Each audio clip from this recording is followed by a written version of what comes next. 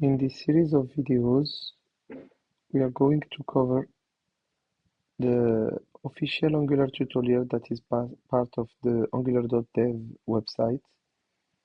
All right. So there are so to access the tutorial, you go through angular.dev. All right, and then you click on Learn Angular. All right. This will prepare actually in your browser kind of an integrated development environment. That's why you see this setup getting loaded here. All right. And there are many chapters related to this included in this tutorial, as you can see. You can download the source code of each tutorial by clicking on this and opening it, for example, in Visual Studio Code, or you can directly open it in StackBlitz, which is kind of Visual Studio Code in the browser, or Google IDX. But I don't feel it's necessary for this tutorial, especially for the first parts, because the app from one exercise to the other changes. Sometimes there is one file, sometimes there are more than one file involved. So you might have to download it multiple times. All right, so better just stay, in my opinion, in the in the Angular.dev website to do the tutorial. All right, so as I mentioned, you can see here the the different chapters of the tutorial, so you can learn quite a few things regarding Angular in this tutorial itself. So this first part is mainly an introduction showing you the environment. Here we have the console, which is not the console of the browser, but it's the console of that development environment that's been loaded in the browser itself. So you can see like kind of a server that is being launched that is serving the app in development mode. Here we have a preview of the app, so it's you can consider it as a browser view. All right, and here we have a terminal. Okay, so we have a very simple example here. So this file is a TypeScript file. So TypeScript is a superset language of JavaScript. So when you will build your app, the TypeScript is going to transpile to JavaScript that will run in the browser. So what we have here is a TypeScript class called app component, and it is what we call decorated by the component decorator that was imported. Here we have a simple JavaScript import. We are importing the component decorator from Angular core. So that component decorator will kind of enhance the app. So it is configured with a bunch of properties. You can have more than these, but for now, there is the selector property, which is kind of an HTML element. Okay, so this is how we identify and we can use a component. This happened to be the root component, so it won't be used many times. It's the main one that's being loaded, but it will reference other components through the template by using those selectors. But for now, this template is quite simple. It is inlined. When it gets richer, we put it in a separate file. But for now, since we are just displaying a simple sentence, welcome to Angular, so it is directly, the template is directly there. Otherwise, in the component decorator, we will refer to the path of the file that contains the template. So you can consider the template as the HTML, but actually it's not real HTML. It's kind of enhanced HTML with the logic and properties, etc. This one is to say that this is a standalone component, so it can work without being in a module. All right. So yeah, that's pretty much it for this introduction. The next step will be actually a bit related to what we have seen now, the anatomy of a component, but it will also contain the style, and it will ask us to maybe play around with that component.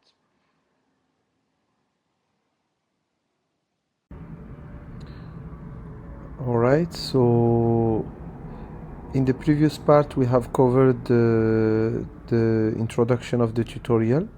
In this part we're moving to the next step, which is anatomy of a component. So it's a bit related to what we talked about in the previous part, but with just a bit more information regarding styling, etc. All right, uh, so yeah, that they are mainly talking about the fact that each component has three parts. Actually, the CSS is optional, but it has a TypeScript class, an HTML template, and CSS styles. So we didn't see the CSS styles in the previous example, but here we can see it. So you see that we have in the component decorator a styles property, and its value is some inlined CSS. So here it's saying that the host of the component will apply the color blue on every element of the component. So when the CSS is very simple, it's fine to let it in the styles, but usually CSS of a component will be uh, far longer than that. So you would prefer to put it in its own style file, same as we mentioned in the previous part regarding the template. And yeah, and in the component decorator you just relate to the path of that styling file that contains the CSS. Okay, so the template here, the content of the template is hello, and the style applied is blue. That's why we can see in the preview in the browser that we can see hello in blue. So as the opposite of the previous part, which was just an introduction, here they are asking us to play a little bit with the file. So they're asking us to add a hello universe. So let's do that. It will automatically save and reload the browser. Just give it a bit of time. Yeah, as you can see, we can see the hello universe. So, and they're asking us to change the color from blue to a specific color code.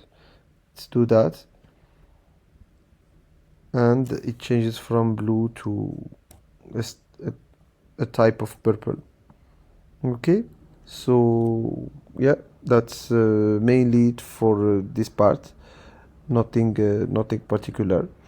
In the next part, we will work on updating the component, the class file and interpolation most likely. Okay, so in the previous part, we have covered the anatomy of a component, right? Where we played a little bit with the style and changed the content of the template. Okay, so let's move on to the next exercise, which is about updating the component, mainly meaning the component class, and starting to play with the property and what we call interpolation. All right. So as any TypeScript class, it can contain properties. So in this case, they're asking us to add a property called city and with the value San Francisco, meaning that the property type will be a string because the value is a string, and there is type inference, so the type will be inferred and the city will be considered as a string. That's why you see if we hover over on it, it shows that the type is a string. Okay. Yeah, they mentioned that, by the way, type inference in TypeScript, so you can click on the links if you want to have more information about that. The template is so here we don't have any styling regarding the template because that's not the purpose of the exercise. The purpose of the exercise is mainly to show how we can display data that we have in the TypeScript class to display that in the template. So the template is only showing hello. The idea is that we want to display the value of the city next to hello. So for that, if we type just hello city, it won't work. It will just display to you hello city. It won't display the value. So for you to mention to it that you want actually the property that is in the class, we use what we call interpolation. Okay, so for that you use double square brackets. All right, let's wait a bit for it to rebuild and reload, and you see that it's showing hello San Francisco. Okay, there is something else that they want to show us also, so is to show you that when you use interpolation, everything is interpreted as JavaScript. All right, so it will actually process in this case the calculation of 1 plus 1. Okay, whereas if we remove these, it will just show hello San Francisco, comma 1 plus 1. Okay, so to evaluate the expression, you need to have the interpolation, the double square bracket. Okay, so yeah, that is pretty much it for this part of the tutorial. So we see that interpolation can be used to display the value of property in the TypeScript file, as well as evaluate any expression that we might want to put in the template. However, I strongly advise against doing a bunch of logic in the template. I feel that the TS class is far better for that. It will allow you to easily unit test it, to easily debug it. It will be far harder in the template file, and it will also allow you to refactor the code in methods or functions or whatever. Whereas by doing a bunch of logic in the template, it will be tougher to test, to debug, to refactor. And the template, in my opinion, should be as closer as the final HTML that is being displayed. So you should try to avoid messing around with a bunch of complex logic in the template. So in the last video, we have worked on updating the component by adding the city property with the value San Francisco. We have seen the interpolation of the property inside the template. We have also seen that interpolation can be used to evaluate expressions such as an addition, in this case, of two numbers. All right, so the next step will be to compose components. All right, so one of the good things with Angular is that you can easily organize your components, so we can have parent-child relationship between two different components. So that's what we see here. We have our app component, okay, which we say usually it's at the root of the app, so that's the main one. And we have another component which is the user component. All right, so we're going to refer to this component inside the app component. So all right, so for that we will see the usage of the selector that we talked about last time, which is a property of the component decorator. This is how we refer to the components. All right, so the first thing we need to do, we need to add a reference to the user component in the app component. So the first thing is to import the user component class in this imports property. If you saw in the previous exercises, we didn't have it because we didn't need it. Now we do need it because we need to import that user component here. All right, so this is a standalone component. We could have had what we call a module file in which we will import and declare the child component, but here we don't need to. We can directly do that in the component itself. So let's do that. Once we have done that, we can now refer to the app user. So here in the preview for now, we are not seeing anything because the template of the app component is empty, but actually the app component is loaded. All right, the user component is not. You see it has its template, it has something, but we are not seeing it because we are not seeing it because we are not seeing it because it is not referred yet in the app component, even though we imported it. So let's just have a look at the template here. If I write test, we should be able to see it. All right, so importing the user component is not enough. We need to import the user component and we need to refer to the component in the template of because this is the template which is displayed at the end. We need to refer to it in the template of the parent, which is the app root. All right, so the way we refer it to it is like this. All right, it's exactly as using any HTML element. We use the selector of the component, right? So you see now we can see the content of the template of the child user. Okay, you see I can also add test to show you that actually we are in the parent and the parent is referencing the, wait a little bit, and yeah, so you see you have the content test and the child, which is app user. Okay, here we have username and we have an interpolation username with the string property here, as we have seen in the previous exercise. Okay, so here the app user, we are directly opening and closing the brackets in the same time. However, sometimes you might want to have something we call component projection, meaning you pass content projection, meaning you pass some data to inside the component, and for that you'll need to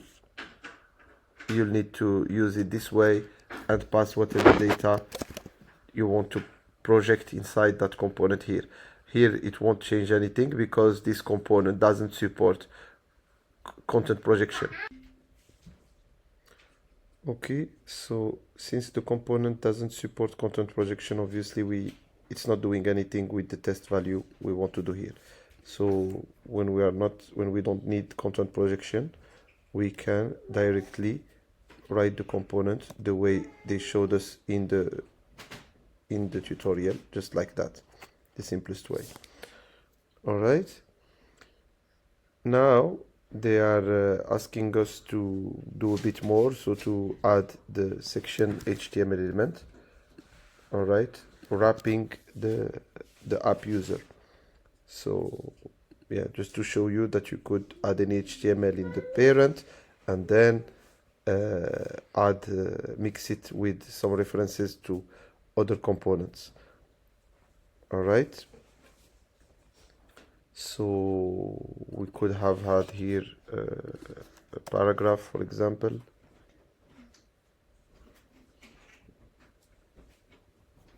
Okay, or any other type of HTML element. Okay, so that's how we compose component, and the relationship is called the parent-child relationship, where the parent here is the app component and the child is the user component, because the app component is the one that contains the user component. Okay, not to confuse it with parent-child, or in terms of object-oriented programming where we have inheritance. This is not, there is no, even though we call them parent and child, the child doesn't inherit in this case any property or any method or anything from the parent. Okay, it doesn't know the parent. It's only the parent who knows actually the child. Okay, in a parent-child in the parent-child model of object-oriented programming that we call inheritance, the child knows about the parent because it takes things from the parents that are protected or public. Okay. However, here this composition, we are in a composition model, not an inheritance model. So it's the parent who knows and references the child. Okay. But at the same time, of course, the parent doesn't inherit anything from the child, but it knows it because it refers to it. So that's it for this part. The next part will start control flow with the if annotation that allows you to add more dynamicity in the template with some logic, if else logic, etc. Okay. So in the previous video, we have seen the part related to component composition, where we had the parent and the child, and we refer to the parent in the child. All right. So the child had a username and the username property that was interpolated, and it was referred to in the template of the parent. So we were able to show the content of the child inside the browser. All right. So in the next step, we are going to start working on the control flow. So with the if, else, for annotations. But for now, we're gonna just start focusing on the if. All right. So here we have only one component. Okay, no component composition for now, because the goal is mainly to focus on the control flow operators. All right, so we have an app component with app root selector. Its template contains a span showing yes, the server is running. That's what we see here, and the component is a standalone component. Okay, to not have to deal with modules, etc. All right, so here they are telling us about how the if annotation works. So here we have a welcome back friend, but it's conditioned by an if condition that checks whether the property is logged in of the component, it is true or not. All right, so since in this case the is logged in property is true, it will display welcome back friend. Okay, if we initialize this property to false, the check will be false and we won't go inside the if, so this paragraph won't be displayed.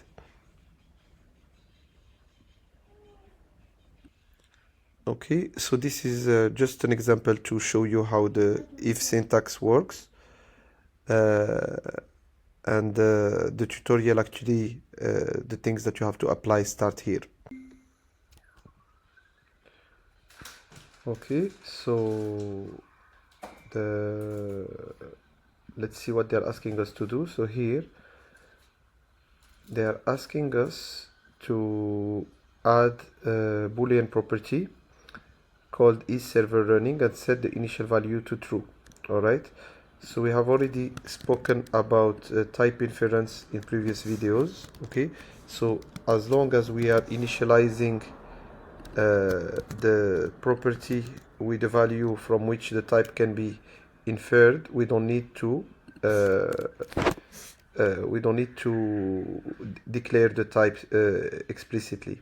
All right, so the fact that we are using true here for isServerRunning, it will automatically infer that it is a Boolean.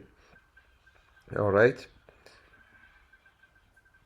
So we have our property. Now the second step is to update our template to display the message yes, the server is running, which is already there, only if the value is server running is true. And for that we already have the example here with is logged in. Okay, so we are going to do the same. All right, so let's copy this. Okay, and replace the content of the if, the body of the if, with yes, the server is running. And of course we have to replace this property here from is logged in to is server running. All right, let's wait a little bit, and we see that we are still displaying yes, the server is running. If I put the value to false, it should not display anything because we will not be in the if, right? Yeah. So in the next step, we are going to cover the else property, the else annotation. All right, so the else is to cover the false use case, right? So here, let's put this back to true. Okay, and they want us to, in the case of the else, they're giving us the syntax to do it, the if and then a body and then the else and then the body to display no, the server is not running. All right, so let's just copy that to save some time with the curly braces and everything else. Okay, let's replace the if with an else. For the else we don't need the condition, and the content is no, the server is not running. Okay, and we should be good. So now the value of the property is true. If we put it back to false, will not go inside the if, but will go inside the else, and you clearly see that it's showing no, the server is not running. Okay, so that's about the if else annotations in control flow. Those are part of newer versions of Angular. In older versions as well as the newer versions, you the way to do that is by using the ngIf or ngSwitch structural directives directly on the element on which it should show or not. All right, so in the next step we will cover the for annotation of the control flow to show how we can loop over arrays of data. So in the previous video we covered the control flow with the if and else annotations. All right, so you saw that we had a template with the if and the else, and inside the body of the if and the else we have two different use cases, whether the server is running or not, that depend on a condition based on a property called is server running, which is a boolean type inferred from the value that we're giving it here. And when we put the value to true, we are in the true use case, so the if is valid, and the yes, the server is running is being displayed. All right, whereas where it is put to false, we are in the else use case and we are displaying no, the server is not running. So this allows you in the template to have logic depending on some use case to display one thing or something else. All right, now the next use case that we're going to cover is the for loop to loop over the arrays. Okay, so here we are. So we have a simple component completely empty, template is empty, class file is empty as well. Okay, and here they are giving us some examples where we are playing with the for loop. So we have a class called app component again with the operating system, a property called operating system, which is an array of multiple objects, and these objects have two properties, an ID and a name. So the ID of the operating system, Win or OS X or Linux, and the name Windows, Mac OS, Linux. All right. And in the template, we are using the for annotation to loop through this array, okay, and we display the name of each operating system. So the syntax is as you can see here. We have the for loop, and then we have parentheses, all right, and we create a variable from the operating systems. So every time we are going to iterate, the variable will get the next value of the array, meaning this object, okay? So that's the name of the variable that will get the value every time we iterate. And you need to add track something that is unique in the array. So here they are using the ID for the track, okay? So they're giving you here a bunch of documentation on how to use it, and telling you that for versions that are like version 16, or because this syntax came from version 17, so from version 16 and below, you need to use what we call a directive, so structural directive called ng4, instead of the @for syntax. All right, which can still be used, by the way, in up-to-date versions such as the one we are doing the training for, or the tutorial on, the version 18. Okay, so let's start with the tutorial. So like the operating systems, but here we are playing with users. They are asking us to create a property called users that contains some users and their name, and you see that there is an ID. Okay, there needs to be something unique for the user. In this case, it's the ID. Okay, so let's do that. Users equal, let's copy the array, and let's try to make it display in a better way.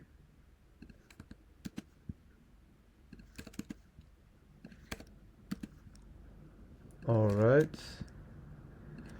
now we have our property users. As you can see, it's an array of objects. Each object has an ID and a name. Okay, so you see it was even able here, since the array is of the same objects, it was able to infer that this is an array. That's what you can see here, the opening and closing square brackets. It means that users is an array of objects that have two properties, an ID with the that is a number, and the name that is a string, because it was able to infer it from here, since we don't have the double quotes over the numbers and these are numbers. It was able to infer that ID is a number, and since all of these are starting with the quotes, single quotes or double quotes, they are inferred as strings. Okay, so it was able to infer the type of the properties, and since all the objects are the same, the user's property was able to, we were able to get a type inference for it. Okay, fine. Now they are asking us in the next step to loop over this array of users. So same as for the operating systems, we use the for annotation. Okay, let's go inside the template. Let's add some space here and paste the things here and format it properly. So we are using the for syntax, opening the parentheses. All right, and we have here our array of users, which is this property, and we are creating a variable that will take the value of one element every time we iterate, okay, in order. And for the track, we use the ID because this is what's supposed to be unique. We could have, for example, another user which has the same name as a user that exists in the same array. Perfect. And inside the body, so every time we're going to loop, we are going to display a paragraph. And here we're getting this variable, and to evaluate it, we need to use the interpolation. Okay, as we have seen in the previous exercises, where we were using the interpolation syntax to not display just the characters user, but to actually get this real object, and then it will be one element of the array, and then we do dot name to display the name of the user. Perfect. So you see that it's working perfectly fine, and we are looping through those users and displaying their name. Okay, we could also add the ID before the name. Okay,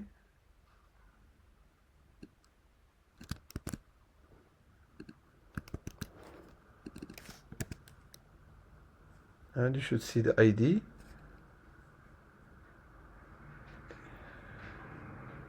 Yeah, now we're seeing the ID before the name. Okay, so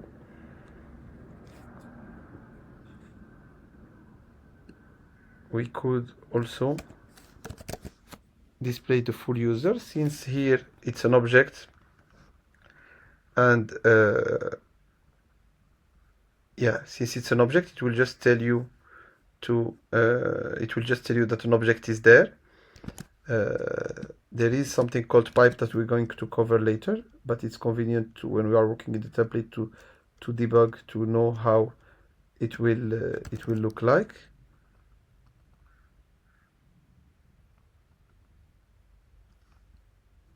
Yeah, here, because the pipe is not imported, so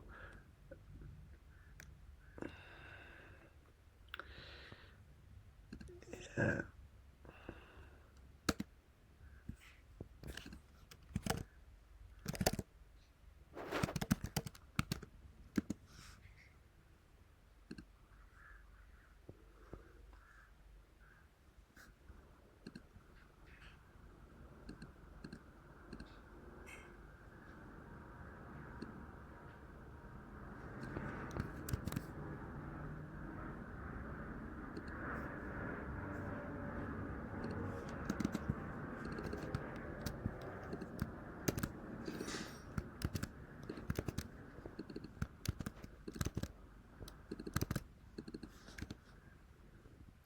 JSON pipe should be part of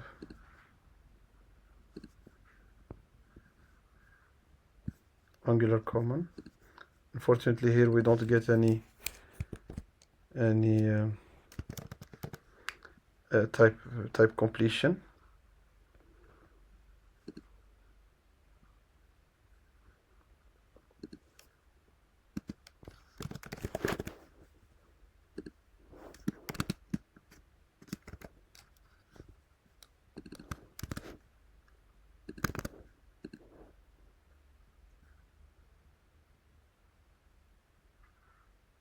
All right. So we're going to cover the pipes later, etc. But here is just to show you that when you want to have, for example, when you are debugging and you're not able to get the name or something, you want to just have a look in the template what you are getting. I mean, here it's pretty obvious because we can see it here, but sometimes this is dynamically populated, and it's not done in the TS, it's done in the template, or for some reason. So you just want to inline the object. Okay, you could just use the pipe JSON to see how it looks. Fine. So it's good because it will allowed us to have a look at how to look for the pipe. Usually when you will be in your ID, it would easily help you to import it, but here we had to go and look for it from which package it is from Angular, and do that manually, as well as the imports here.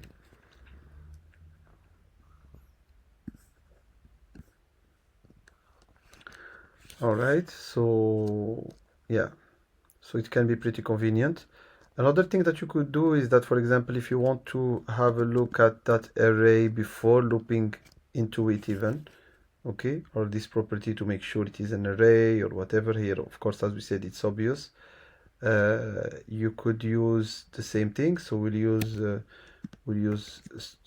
the interpolation of Angular, okay, and we can put our array here, and you'll see that most likely it will show an array of objects without showing the content of the object. So yeah, that's what you see here. This is actually coming from this. So here, by the way, let's comment out the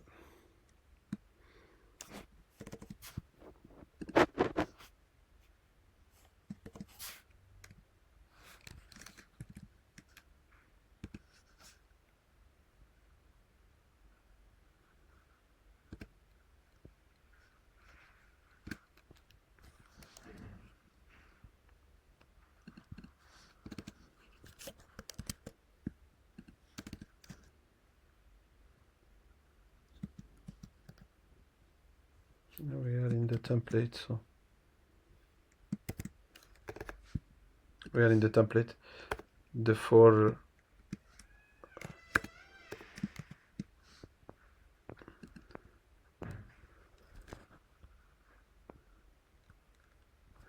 loop since I am in the class file and using the for loop, so I missed that was in the template. So I was using like the comment syntax that we are using in the TS file. So we have our users here. So for example, before looping, you want to see if you're getting a proper structure of the user before looping over it in your template when you're debugging something. So we can see the users. And if we want to see the value, same thing, we just pipe JSON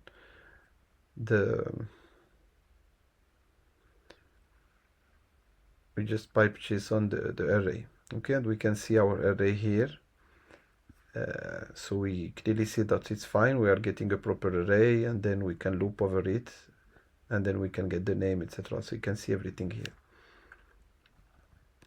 All right, so yeah, this is just in addition, because these tricks could be useful when you are trying to debug and not able to get what you need. It's very convenient to have that pipe under hand so that you can display that. If of course you don't need the pipe for your development, don't forget to remove it later from your imports. All right, so yeah, that's pretty much it. So we have done that, so we can reveal the answer to put back the previous state. Let's format this. So yeah, that's pretty much it regarding the for loop. So we did a bit more than what is expected here in the training, but because I feel it's necessary so that it can ease you the access to the values and to the array, etc., by using that JSON pipe. Perfect. So the next step will be about property binding. So this will be part of the next session. All right, so in the previous part we have covered the control flow with the for annotation, the for syntax. So again, as mentioned before, for the ngIf, regarding the for, you would have to use for previous versions 16 and below the ng4 structural directive. Starting from Angular 17, you can use both the old way and this for with the @annotation. So we have covered that use case where we had an array of objects and we were displaying the name of the name of each user. We also played a bit with something that's not part of the tutorial itself, but which is quite useful to debug objects and arrays. So we played a bit with the JSON pipe by interpolating the full and displaying the full user by using the JSON pipe and importing it from Angular Common Package. We also used it applied on the full users array to have the full users array displayed. It's convenient sometimes to see if the data is passed properly to the template, so that you know that you can only focus on the template to fix whatever you need to fix. Perfect. So now the next step will be to work on property binding. Okay, so here we have a component. All right, an app component that has a template that is pre-prepared for us with the div and the content editable attribute, which is at false. All right, perfect. So they are here. They are giving us an example, right, where we have an image, okay, and we can bind a property, for example, image URL that that we would have in the parent component that will contain that image. So we are binding that property to the SRC attribute or the SRC input of the image component. We are binding it and passing it so that the image will get will from the URL get the image and display it. Perfect. So now let's start with the exercise. So they are asking us to create a property is editable. Okay, so we can already understand that most likely the property will be used here. So because by default it is to true, so we are getting a boolean, same as here, things are at false. So for the moment the value is false, so we cannot edit that. Perfect. And now what they want us to do is to bind this property. So for that we will use here, instead of a simple attribute, we will use the square bracket annotation, because this is a component that will get what we call an input, and its input is content editable, and then we'll pass the value of that input. So we use the square brackets to wrap the content editable attribute so that it becomes an input, and we will bind this property to that attribute. So let's take is editable, and instead of the false, put it here. Okay, let's wait for a reload, and now we see that it is editable, right? Because we're passing this property, and this property is set to true. If we make it at false and we wait for the reload, we cannot edit it. All right, so that's a small introduction to property binding to an input of a component, here in this case the div component. Perfect. So the next step will be event handling. So here we covered the use case where we are passing some information down to the child, which is the div. Okay, sometimes something happens in the child, such as an event, okay, and the information comes from the child to the parent, and we want in the parent to react to that event. Okay, so this is the event handling part. Right, so in the previous part we have covered the property binding. Perfect, which is where we are binding a property from a parent to the child by passing it to the child input.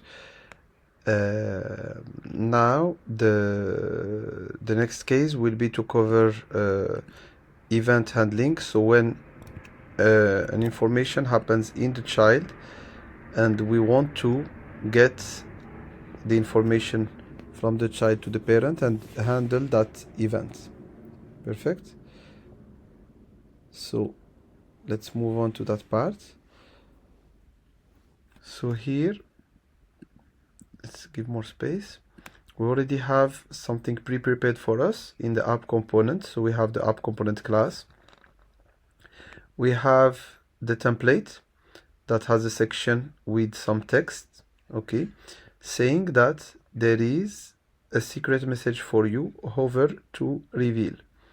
And then we're coming back and interpolating the message property, which is empty. So we are not seeing that that message property here, obviously, because it is empty. So whether we hover or not, nothing happened. And then we have a method on mouse over, meaning when we hover over the text, and nothing is in the body of the method, meaning it's doing nothing.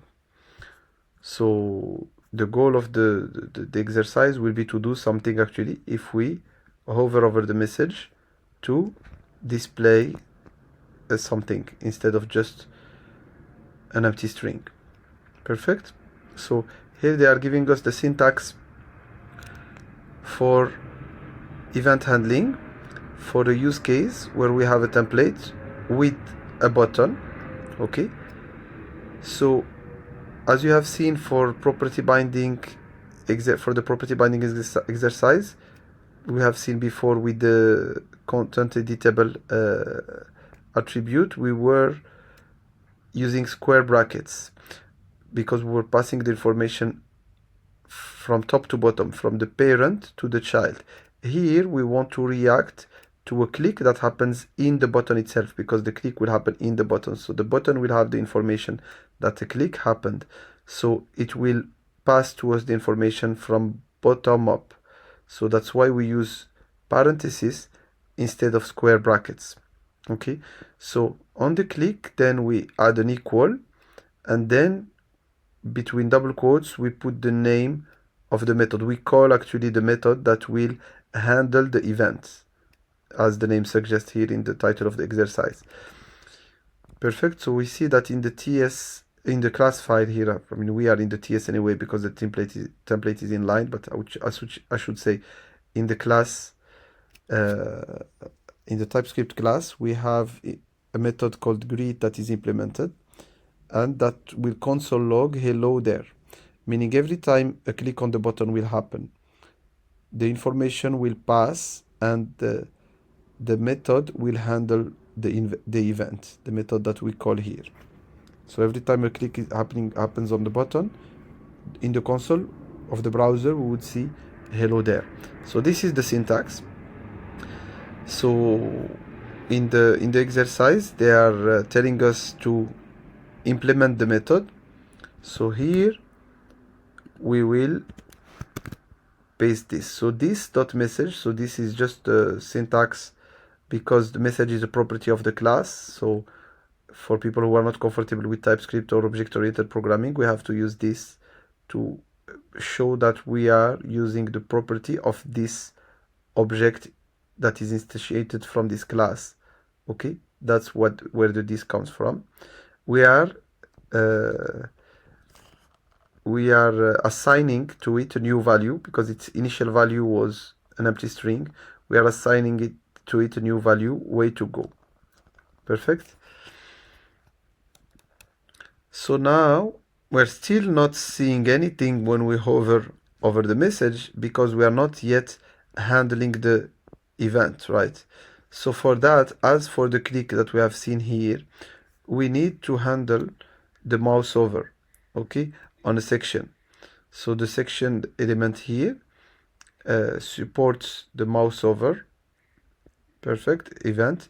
So when we add this, so on mouse over on the whole section, this method will be called, and it will assign to this dot message a new value, which will be way to go. And since the value is interpolated here, we will always get the up-to-date value. So for now we are not hovering yet, so you see that we are not seeing anything yet because the message is being displayed but with the value empty. Let's hover now and we see that we can see way to go. Perfect. And if I get out of the component, right, we are not hiding the way to go because there is nothing that reassigns an empty string. Okay.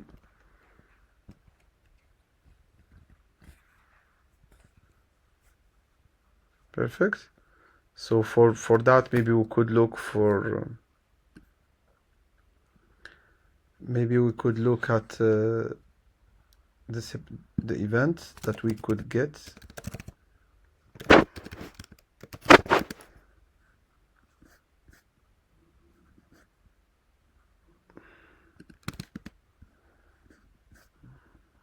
Okay.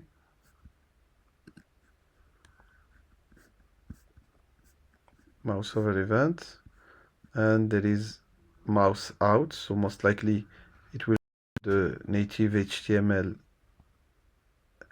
convention. So if we come back here, we could add another method. It would be more interesting. On mouse out, so that the secret message is only displayed when we hover, and the moment we get out, we get it empty. So let's copy this. Let's add another event handling, mouse out. Let's call our method on mouse out. Okay, and on mouse out we'll put back the message as empty. Okay.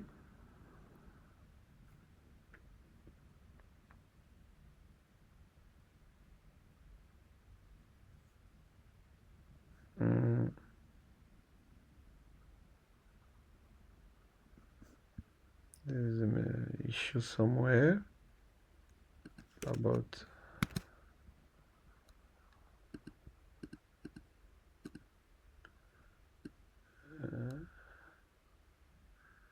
sorry, issue of syntax here. I should have closed this bracket, this double quotes here. It should be better now. Okay, so now when we hover, we see where to go, and when we go out, it comes back to empty. Okay, so you see that we were able to display both of them. And what is also interesting is that you can see that dynamically, and this we didn't see that in the previous exercises. When we had an interpolated property, we had to manually change it to be able to show you and save. But here you can see that at runtime, the property, every time it is it's getting a new value that's assigned to it, the interpolated value will always show the latest one. Okay, you see, assigning way to go, assigning empty string, way to go, empty string. All right, so yeah, that's it for the event handling part. And on the next part, we will see communicating with input and communicating with output, which is directly related to what we have seen here. The only difference here is that we only worked on the parent, both for the property binding when we used that div with content editable. I was mentioning it even in the video. I was using the word input sometimes, or attribute, but this is an input actually that's implemented there. And for the event handling, in the section there is an output that is part of that child, which gets emitted. That's the word we use, which gets emitted, and we react to it. We handle the event in the parent. So the goal of these two parts is actually to play inside the child. So we'll have a child, and we'll create an input in our custom child and an output in our custom child. So it will be far more interesting, and will give you more insights on what is happening in these two use cases that we have seen here. All right, so in the previous part we have covered event handling, right, where with the on mouse over and on mouse out, to show that when we hover over the message, we are getting an event from this section component to the parent, and we react to that event to reassign a new value to the property this.message that is interpolated next to the next to this message, right? All right, so the next step will be to cover the communicating with input, and after that communicating with output. Here we will cover the communicating with input, which shows actually how the property binding that we have seen before works behind the scene. All right, so yeah, so here for the first time in the tutorial you notice something different is that we have two files. Okay, so we have seen two files, each one with a component. So we have seen that in the previous examples some cases where we have seen use cases where we have two components in the same file, but actually when you want to scale your application, each component becomes richer and richer, so it's not a good way to keep them in the same file. So usually then you start to separate the components in different file, and you take also the template in its own file, and you get folders per each component, etc. But now, since it's quite simple, we are still keeping the template inlined here in the component decorator, but when it gets richer, the template is in its separate file, and each template and component file and style file and also testing file are in their own folder. All right, so we have an app component that has its selector as we have seen before. It imports the user component and it declares the user component. So the app component is the bigger wrapper. Okay, so if I type test here, you should see that we should see test somewhere there. Okay, yeah, so we see it. So we clearly see that what is loaded is the app component, and the app component will load itself the app user. Okay, let's remove test, and what we see here, the user's name is coming most likely from the user component. Yeah, this is what we see indeed. All right, so here actually, even though we see only the content of the child, which is the user component, both the parent and the child are loaded, and the parent, which is the app component, is the one that loads the child, which is the user component that contains this sentence or part of this sentence, part of this sentence part, which is the username is. All right, so the idea, as you can understand, will be to finish this sentence but to get the information from the parent. Okay, the same way as we have done with the content editable div, the content editable attribute in the div previously in the property binding exercise, and we passed the is editable property. It was interpolated.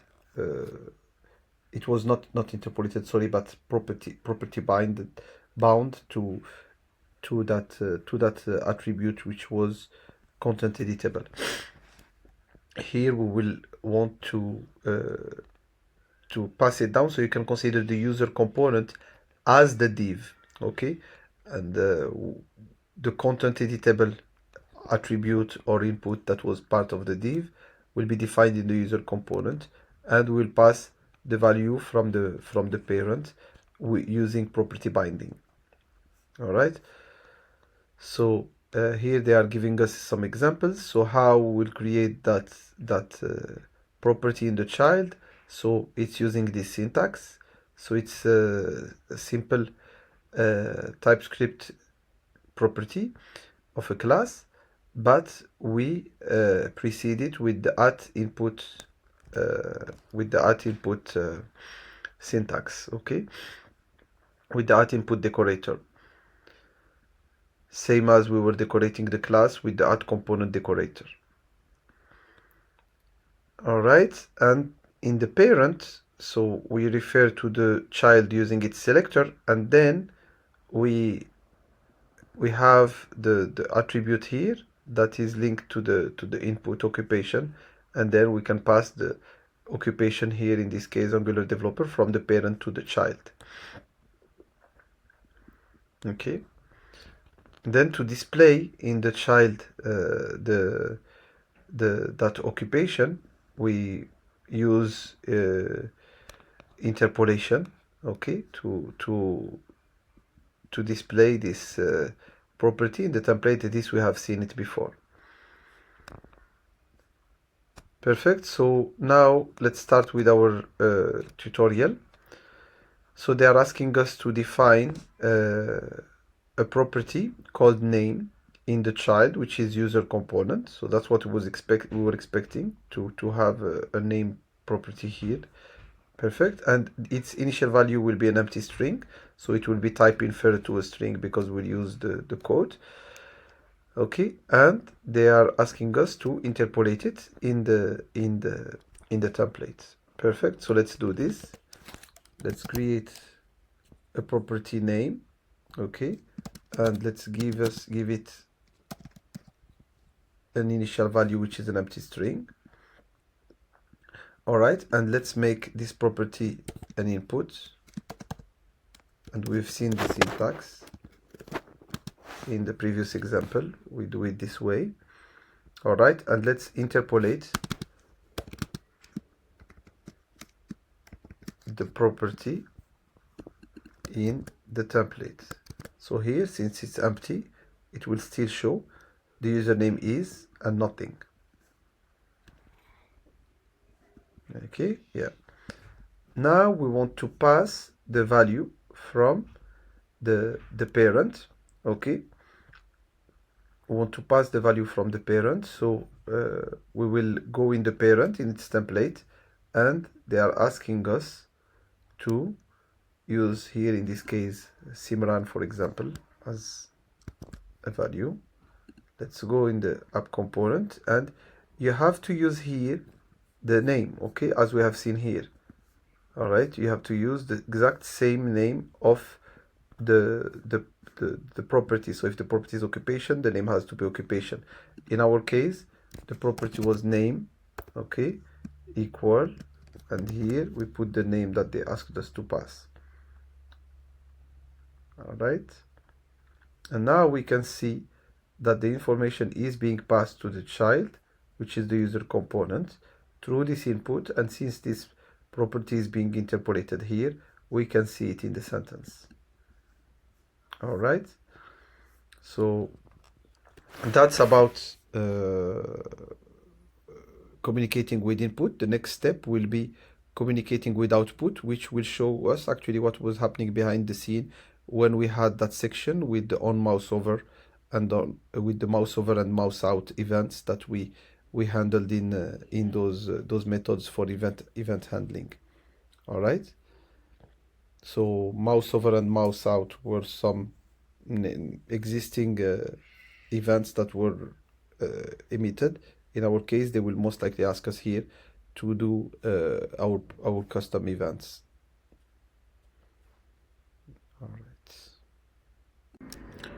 All right, so in the previous part we have seen how to communicate using input, so communication from parent to child, where we had a child component called user component that has a property interpolated called name, and that property is particular because it has the input decorator preceding it, and which allows us from the parent to dynamically pass a name, here in this case Simran, using the same name that is the name of the property, and the name is then comes to the property and is interpolated there, and we can see it in the template. So that's about communicating with input.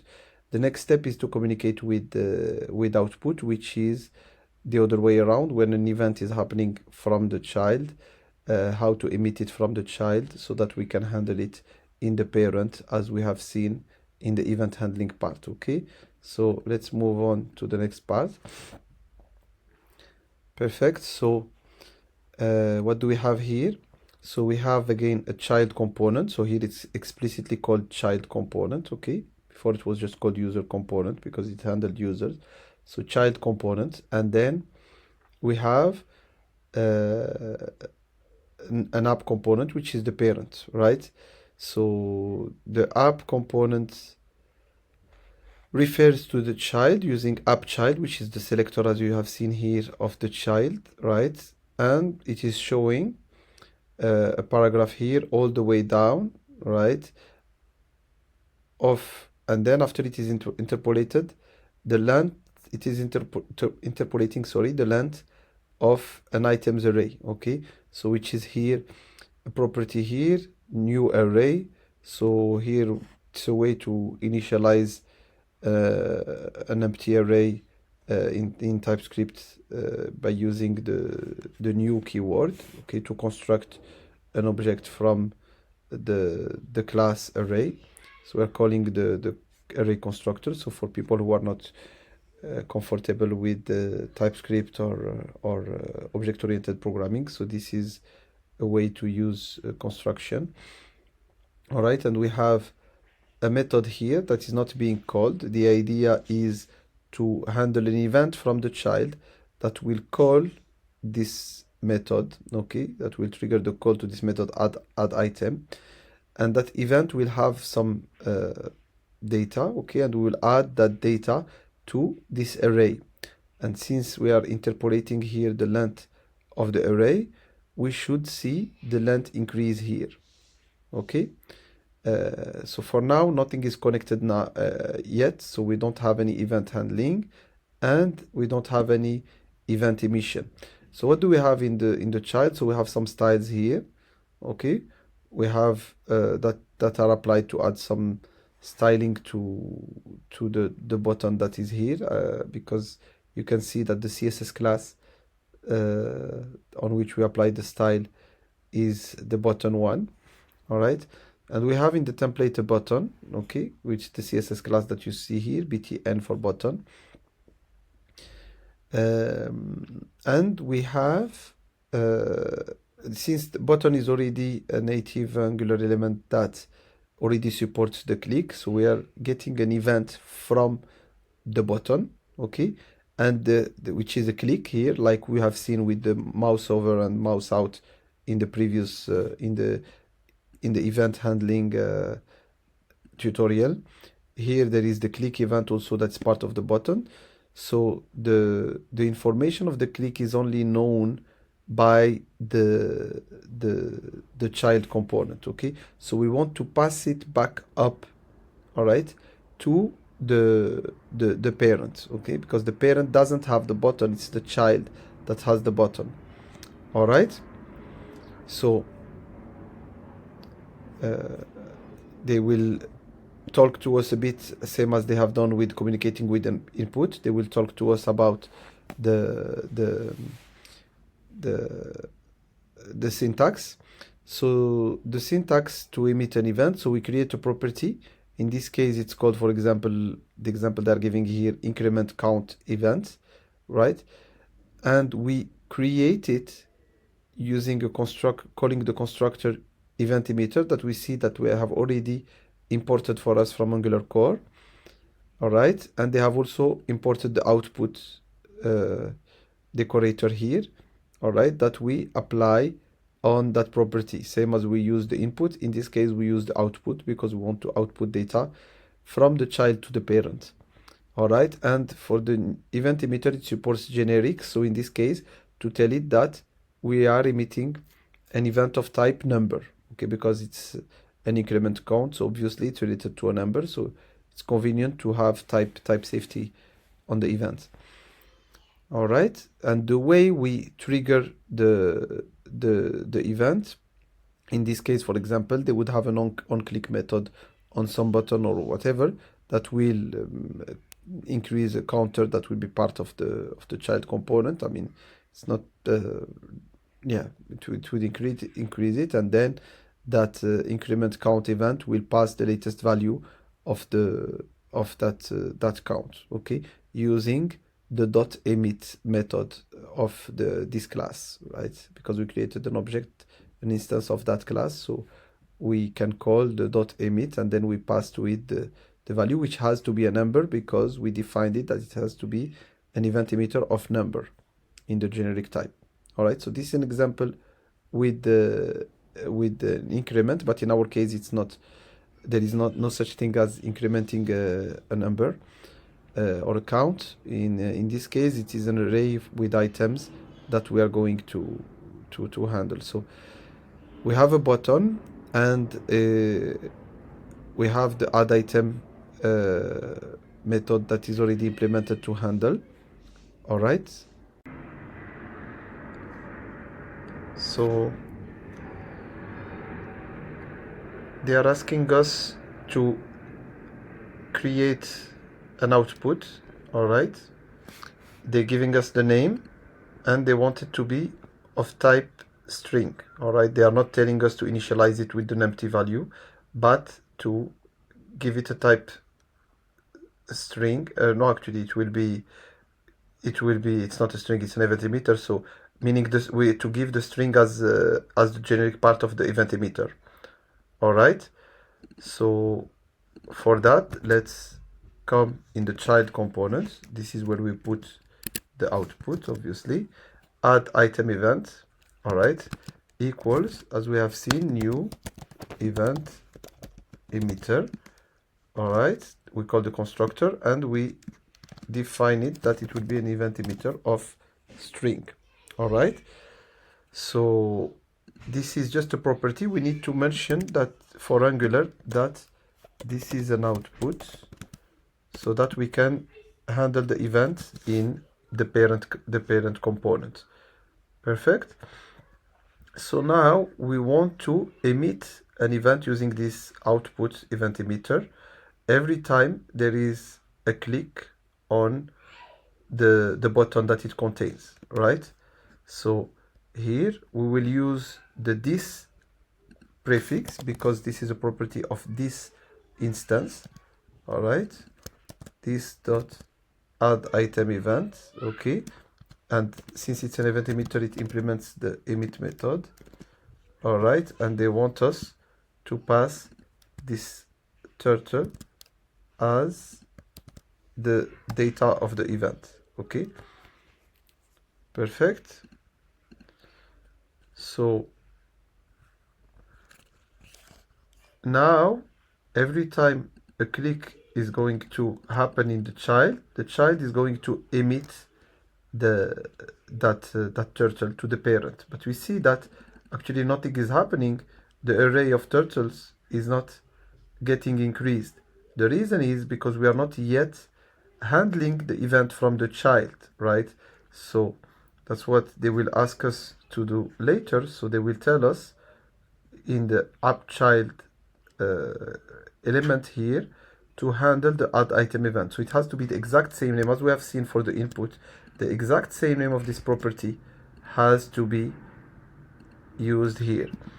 All right, with the parentheses instead of the square brackets for the input. All right, and here we'll tell it to call the add item method.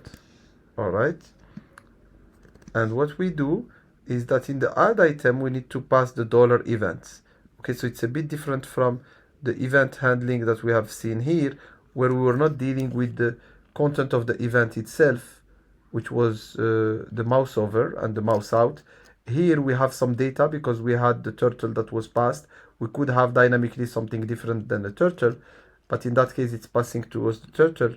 So we pass the full event so that we can get its value. We pass it to that method. So that method will get that item, which is the event itself. All right, it will add the item to the array of items, so then the length should be increased every time. So let's test it now, and we can see that the length of the array is getting increased because we are adding the item there. So now we're sure that everything is working perfectly fine. So here it's just maybe asking for a column, or I don't know why it's complaining about what. Add item, maybe those spaces. Yeah, so we are in the child here. The child has a button. The click event of the button, we are handling it under the add item. Okay, there is no need for any dollar event here because we just need to know that the click happened. Okay, when the click happened, we are calling the add item. The add item will tell this add item event, that is an event emitter of string, to emit a turtle. All right, it has to be an output so that it can be handled by the parent. In the parent, we are handling the add item event, and every time the add item event happens, we are calling the add item with the value of the event, because we want to have the data, which was the turtle in that case, passed to that method. Then the method is called, we are adding the item to the array of items, okay? And we are seeing here that the length of the array increases, okay? We can even see the array itself, as we have seen in previously with that array of users that had an ID and a name. We are able to see, we can even see and interpolate the full items array. So for that, let's just copy this.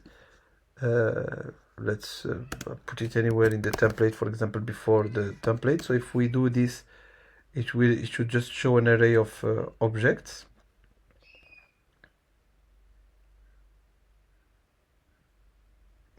Template, website, items here. Yeah, it's not showing it. So yeah, because it's not an array of objects, so it's an array of string. That's why it's not showing. But for that, we'll use that. Let's use import the JSON pipe from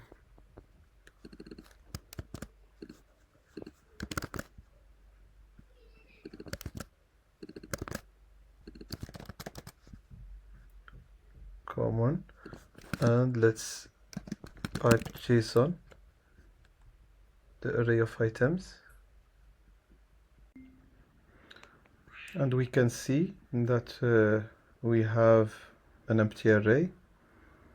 All right, and when we click on add item, we see that the length of the array increases, and we are getting the value and everything. So here we are even seeing that we are even seeing the value inside the event, because before, the turtle that you are seeing here is not the turtle that was passed from the child, is the turtle that are showing here. Okay, turtles all the way down, and then showing you the increase of the number in the array. However, we have seen that actually the child is really emitting a turtle here. So the advantage here of completely seeing the array, we can clearly see both that there is an information that was passed, meaning an event that we are adding to the array, but also the value of the event itself, okay, which is the turtle. So as we mentioned before, like the pipe JSON will be covered later, but I like to take this shortcut and use it here because it allows to easily understand how to debug the things. We have seen it with the parent and child in under component composition with the users, where we're displaying the name, etc. So or no, sorry, with the control flow, with the for, because we're looping over the array, so it was convenient to understand how whether we have the proper values in the template before looping over them. It's very convenient to debug issues in the template. All right, so yes, so that covers actually that covers the tutorial regarding communication with output. The next tutorial is about deferrable views.